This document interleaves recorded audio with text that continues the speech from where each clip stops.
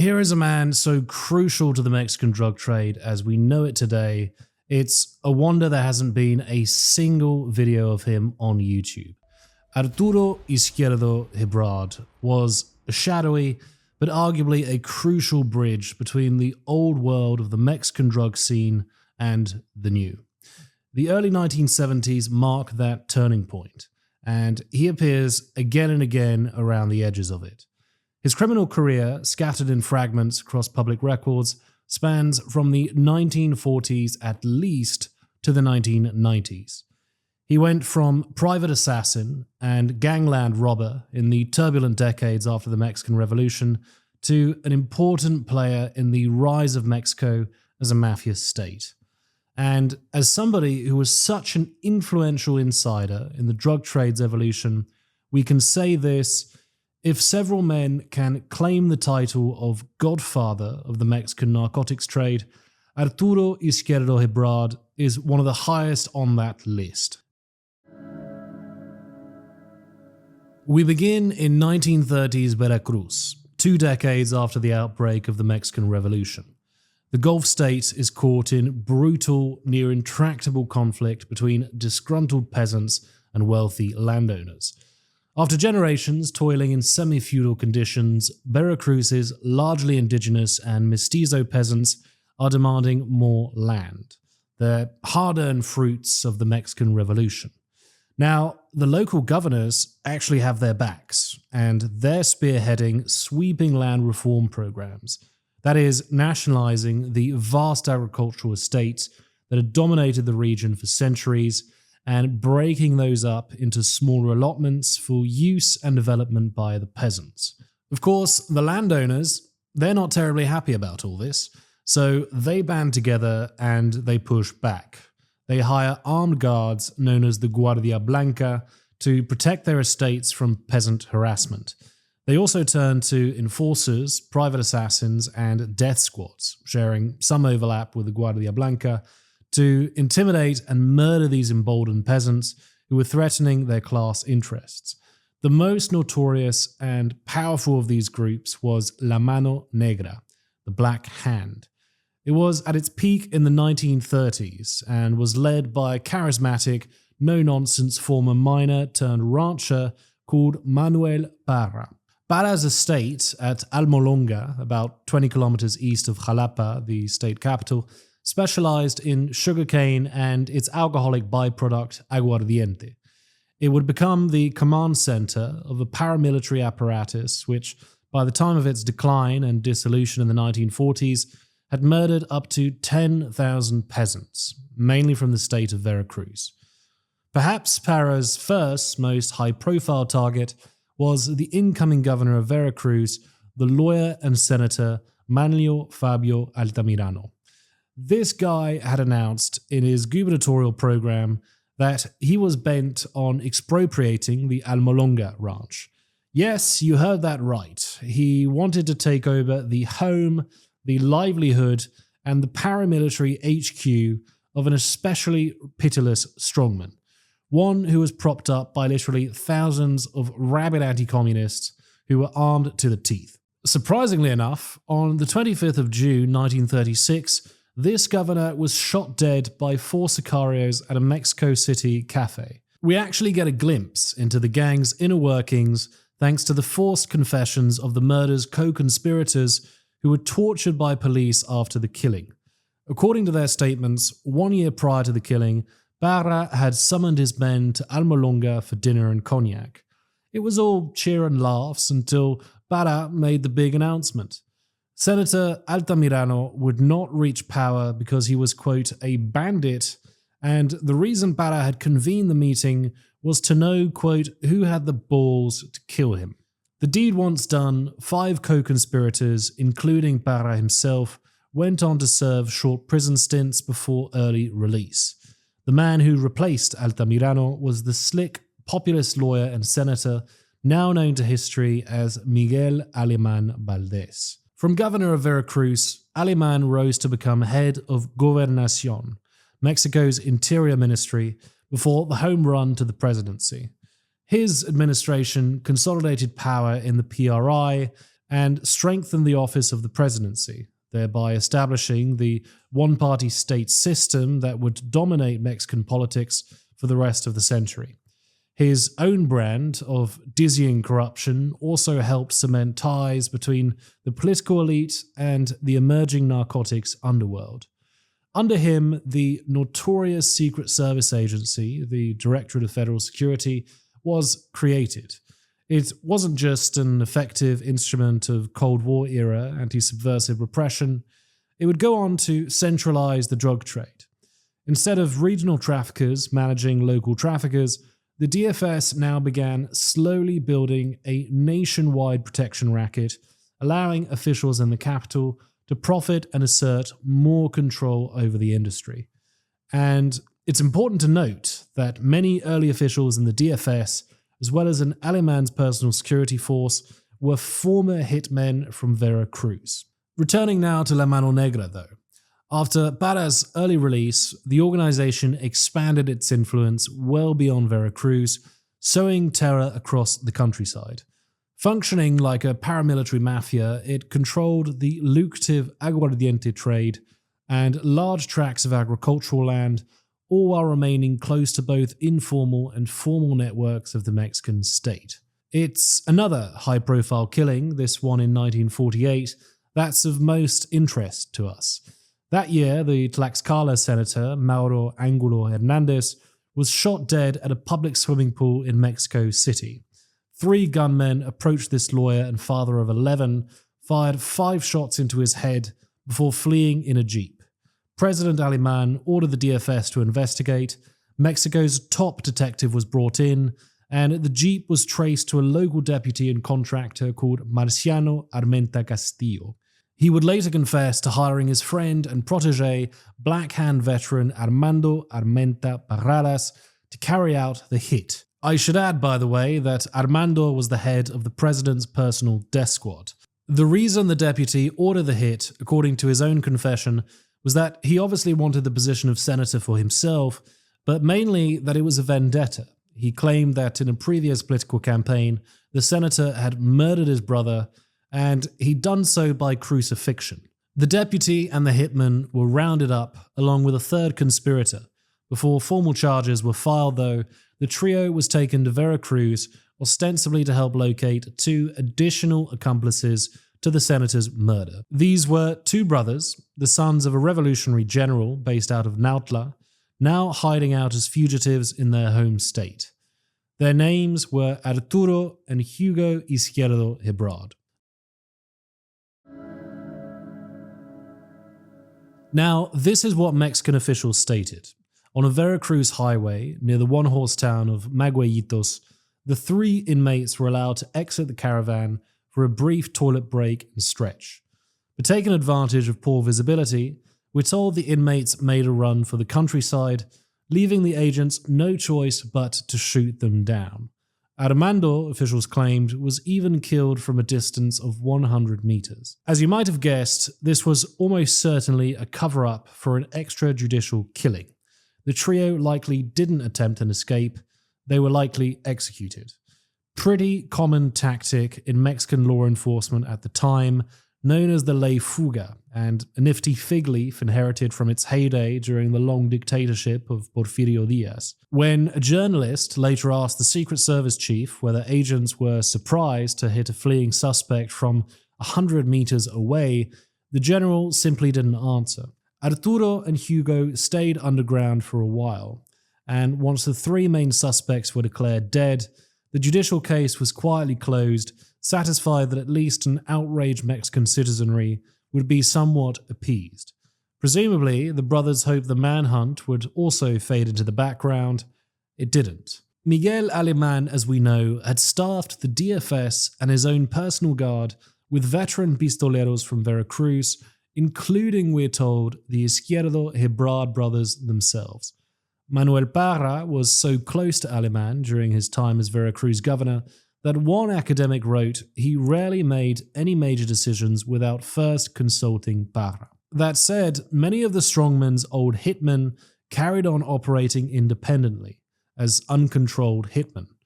Their violence, impunity, and casual arrogance were enraging ordinary Mexicans.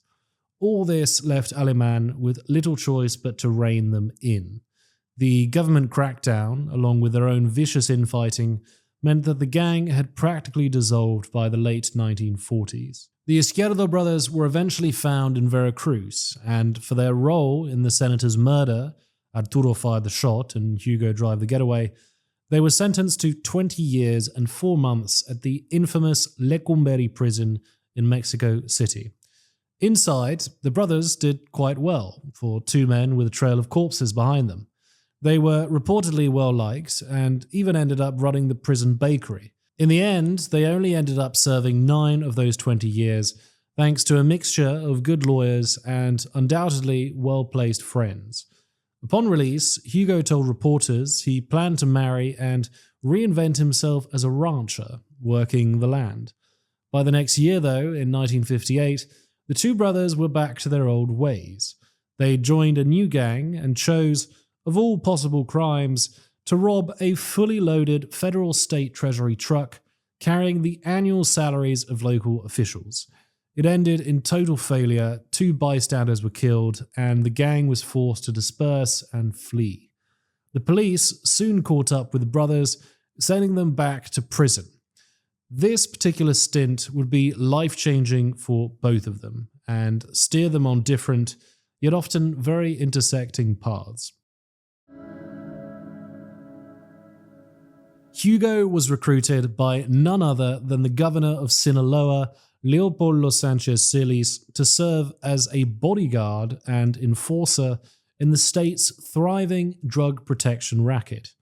Washington wanted Mexico to crack down on Sinaloa. Mexico City politely said no thanks, and instead gave Sanchez tacit permission to manage it. The local drug trade was, after all, simply too well established and far too lucrative to resist. So, Sanchez's system was simple enough. Say that 5 times. Protect those who paid and go after those who didn't. The latter, we're told, was rarely done with violence or murder, by the way, unless the circumstances called for it. And Sanchez Celis had zero tolerance for interclan bloodletting. The police, who were the main footmen providing the traffickers with logistical support, would have been told the same. Several other key figures made up Sanchez Celis's enforcement circle. One was Rodolfo Valdez, a particularly vicious hitman and trafficker from Sinaloa, nicknamed the Gypsy. He was, and remains, something of a bandit folk hero, though perhaps serial killer might be closer to the mark, slaying peasants as if for sport, murdering a teacher before her school children simply for having sung a revolutionary song, even shooting a prostitute in the head during a boozy game of apple shot. He was also the material author of the unscrupulous 1944 assassination of the Sinaloan state governor, Colonel Rodolfo T. Loaiza. The Gypsy shot him 3 times in the head at a local carnival. Motive unclear, but Loaiza's new habit of taking protection money from poppy growers, then destroying their fields, probably didn't help. Valdez had previously worked under Manuel Parra, making him the likely link between Sanchez Celis and Hugo Izquierdo. How did Sanchez get Hugo out of jail? Well, in apparent need for loyal muscle, Sanchez Celis pulled some strings with PRI cronies to have Hugo transferred to the Culiacan jail. Then he just released him, handed him a badge and police uniform, and folded him into the operation. Hugo also married into the family of a major heroin chemist from Badiraguato, further cementing his place in Sinaloa's underworld. The second protege to Sanchez Celis, many of you will already know as Miguel Ángel Félix Gallardo, the major cocaine trafficker, boss of bosses, and a peace broker figure of the Mexican cartels. Sanchez Celis and Félix Gallardo were godfathers to each other's children. But now, what of Arturo? Well, he stayed on little longer at Lecumberri, but his time there proved quite formative and quite fateful, securing a key place in the history of the Mexican drug trade. He met a trilingual Franco-Mexican called Jorge Moreno Chauvet. Raised and privately educated in the state of Yucatan, Moreno started out his criminal path as an enterprising smuggler of US luxury and consumer goods. After several stints in jail, he shifted into the far more profitable heroin trade. He rose quickly, becoming the main Mexican link for the French connection, importing huge volumes of white heroin refined by Corsican chemists in Marseille before smuggling them into the US and onto major heroin hubs like New York and Chicago. In Lecumberri, Moreno partnered with Arturo. Arturo, in turn, would connect him to what was, at the time, the fairly parochial world of Sinaloan traffickers. In the words of Professor Benjamin T. Smith, quote, Moreno would introduce them to the world of international narcotics smuggling. They, in turn, would introduce him to the world of Golden Triangle, opium traffickers, and police protection. It was a coming together that was as important for the Mexican drug trade as the Chinese healer José Amarillas sharing opium production tips with the Badiraguato mayor Melesio Cuen. Things were looking up for Arturo. New horizons, new prospects. Mexico was clearly more tolerant of drug smuggling than politically driven murder, oddly enough. Through Hugo, he met established Sinaloan smugglers, including a relative of El Chapo, who likely got the young Joaquin into the trade. Arturo orchestrates a heroin deal between Mexico City, Guadalajara, and Mazatlan. But in the latter city, the Guzman trafficker gets busted.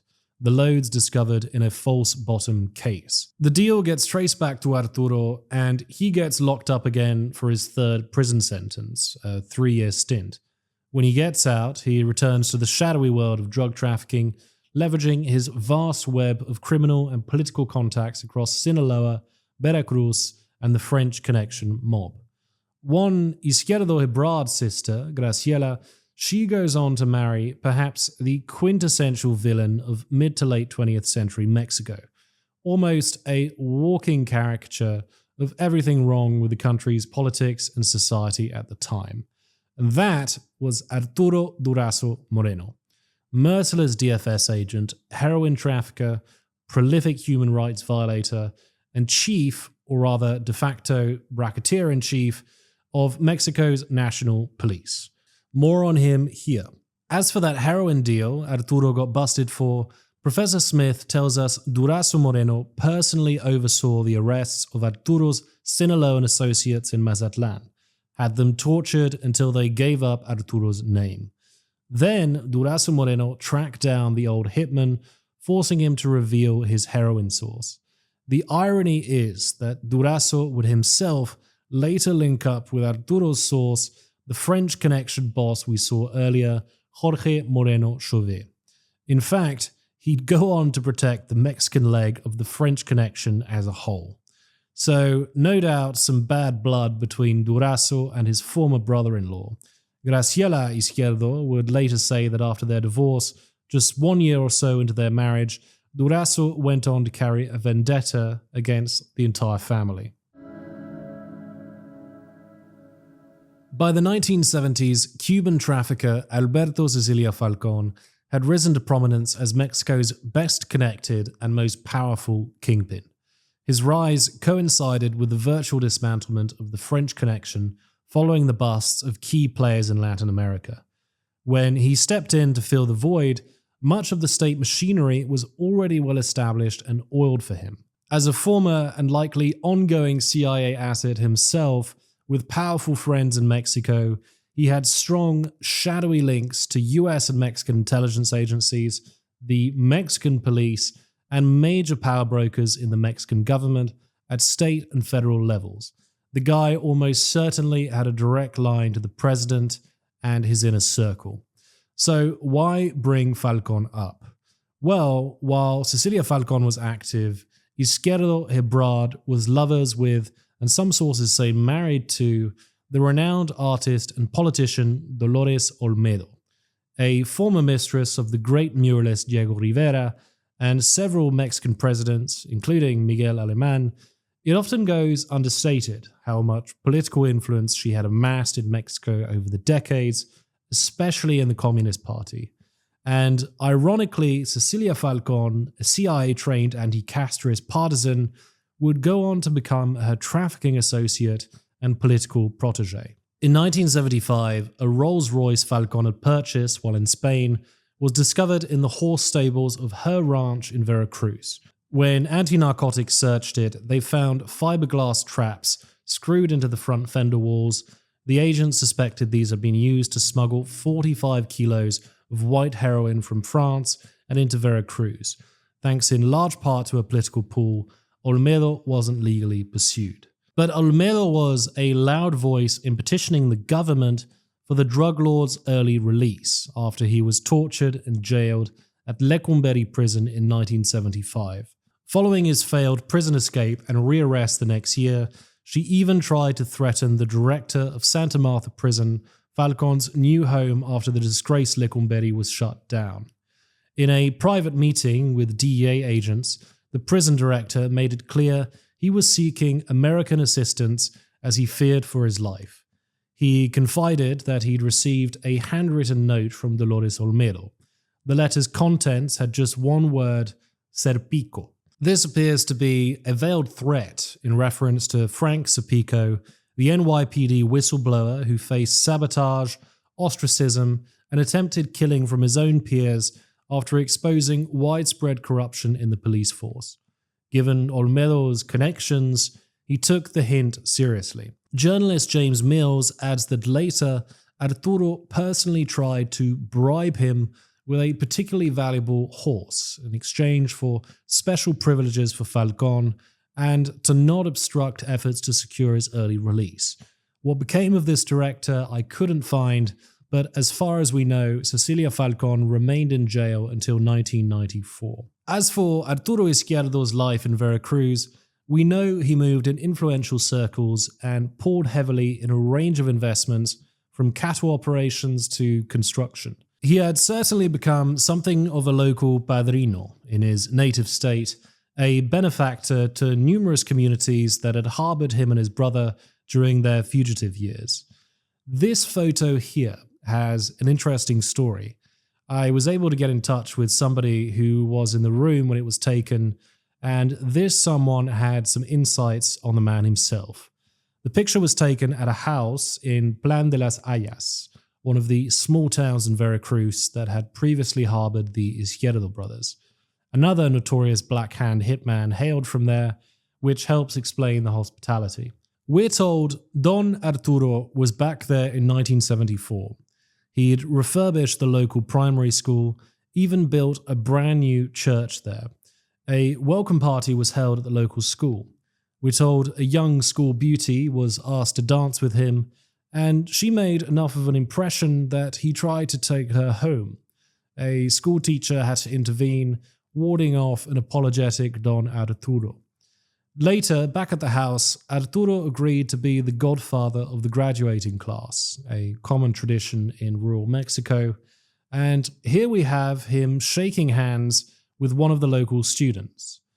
There, during drinks, a witness overheard him and his gangland cronies laughing about an incident from just the previous day. At a cockfight in another town called Martínez de la Torre, an associate and trafficker named César Spinoso, who will be mentioned later, had fatally shot a man in the head for drunkenly speaking to him out of turn. Another witness shared a similar story. One day at a taqueria, the taquero had failed to show the expected respect. Izquierdo's gang pinned him down, and he was brutally slain with his own taco cleaver. Such was the men's impunity in Veracruz, neither case was duly investigated. Moving along now to the 1980s, after Cecilia Falcón's downfall, the PRI, and no doubt its shadier gringo friends, sought out a successor who could unify the traditional smuggling clans of the Golden Triangle into a single, manageable super cartel. The obvious pick was the slick, high-functioning Miguel Ángel Félix Gallardo, the close friend and enforcer of Governor Leopoldo Sánchez Silis. On the cocaine front, Félix Gallardo picked up where Sicilia Falcón had left off. The Cuban had experimented with peddling the white powder towards the latter end of his reign, and Félix Gallardo helped expand it into a booming national enterprise, backed by state protection and lucrative partnerships with South American suppliers. Particularly rewarding was his close alliance with the Honduran chemist, smuggling whiz, and CIA asset Juan Ramón Mata Ballesteros. Mata had previously been Falcón's go-to partner for cocaine. Now, just how much Arturo Izquierdo had to do with the handing of the torch, we don't know. One author has suggested the likely possibility Arturo had been the one to introduce Sicilia Falcón to Félix Gallardo in the first place. But here's what we do know. Arturo Izquierdo owned a massive ranch, estimated at around 200 hectares, in northern Veracruz on the road between Cartel and Nautla, Izquierdo's hometown. The ranch was called El Camino Real, the Royal Road.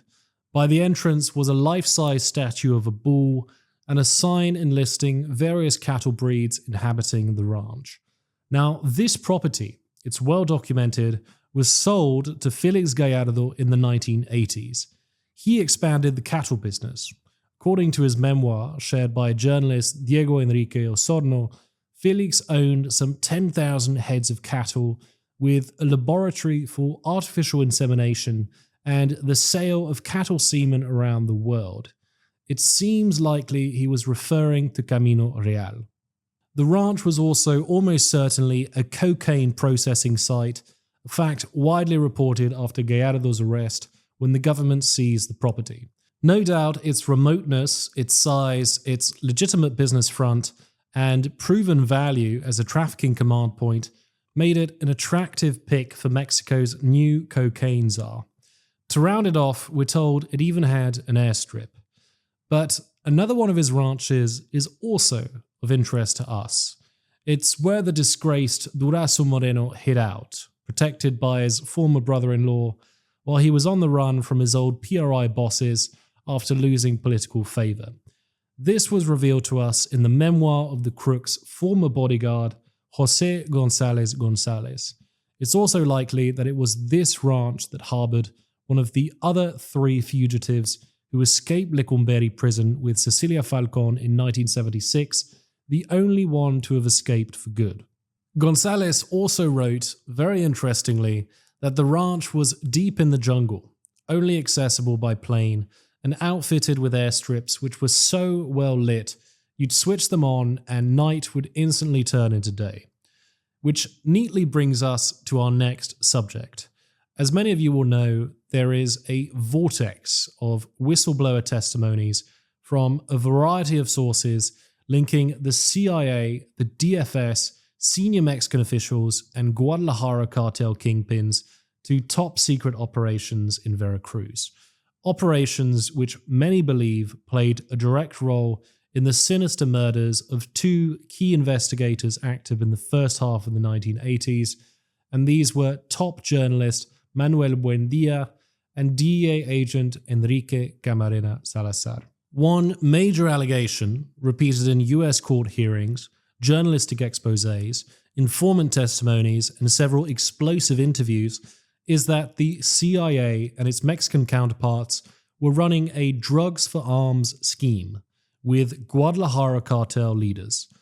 According to these claims, ranches in Veracruz served as refueling and stop-off points for planes carrying drugs up north, drug money traveling back down south, and then weapons and materiel down to Central America, destined for the Nicaraguan Contras waging guerrilla warfare against the Sandinista government. The second key allegation is that the CIA was using the traffickers' ranches in Veracruz as training camps for anti-communist guerrillas. One repeatedly mentioned site was allegedly owned by the Sinsemilla kingpin Rafael Caro Quintero. We're not sure where. In fact, we're not entirely sure it's in Veracruz. It's now widely believed that Manuel Buendia and Enrique Camarena were murdered by a sinister crew of traffickers, corrupt cops, senior Mexican officials, and the CIA-backed DFS agents for uncovering these connections. Likewise for another reporter from Veracruz named Javier Juarez Vázquez, killed the day after Buendia. Vázquez is believed to have been Buendia's source on the CIA training camps. His body was found with his lips sewn together by a wire.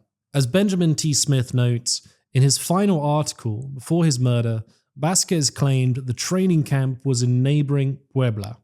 Now, that doesn't rule out the existence of multiple camps, as other informants have suggested, and it does leave open the possibility that he was silenced before publishing additional details involving Veracruz. Many questions remain. El Camino Real has long been suspected, but its visibility in the local community makes it an unlikely site for a major covert program.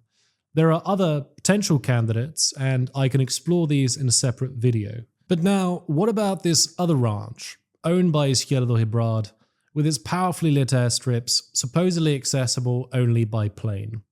I now share a transcript segment of the tapes used to record the torture of Kiki Camarena that would lead to his death. These tapes were received by the DEA after being released by the CIA. The cutoff point is rather ominous.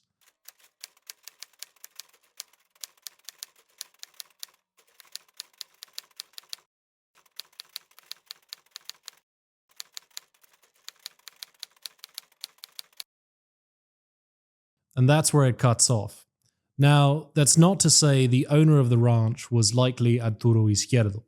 Most probably, it was one of the Guadalajara kingpins.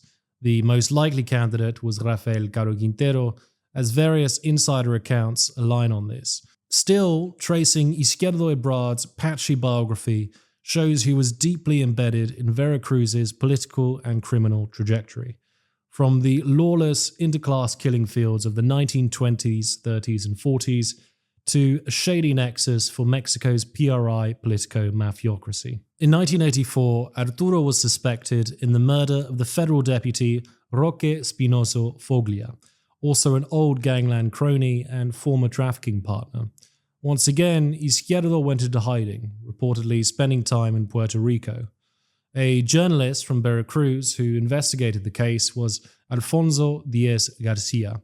He managed to get an interview with the then elderly Hugo Izquierdo Hebrard.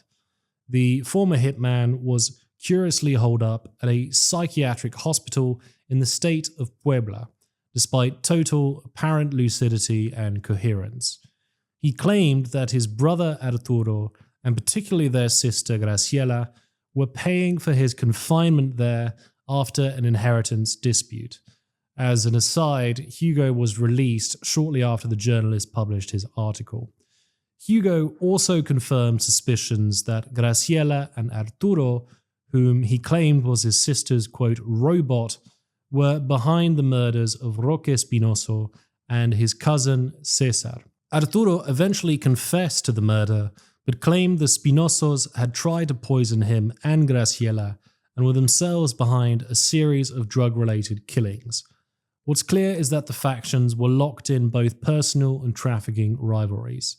After selling the Camino Real ranch to Félix Gallardo, Arturo moved to Texas in 1988, perhaps to escape the heat from the murder. He returned after Gallardo went down the following year. El Camino Real was briefly taken over by rival peasant organizations before being expropriated by the state, averting a bloodbath. We also know that Arturo hooked up with powerful dons of the emerging Gulf Cartel, including the old guard smuggler Juan Guerra, as well as his nephew, now the well-known cocaine trafficker Juan García Abregón. Arturo appears to have been useful to them both as a smuggling partner and as a political facilitator. He remained influential in local politics too, reportedly maintaining ties to senior figures in Mexico City. He served as head of security for the senatorial campaign of Miguel Alemán Velasco, son of the former president Miguel Alemán and one of the wealthiest entrepreneurs in the country.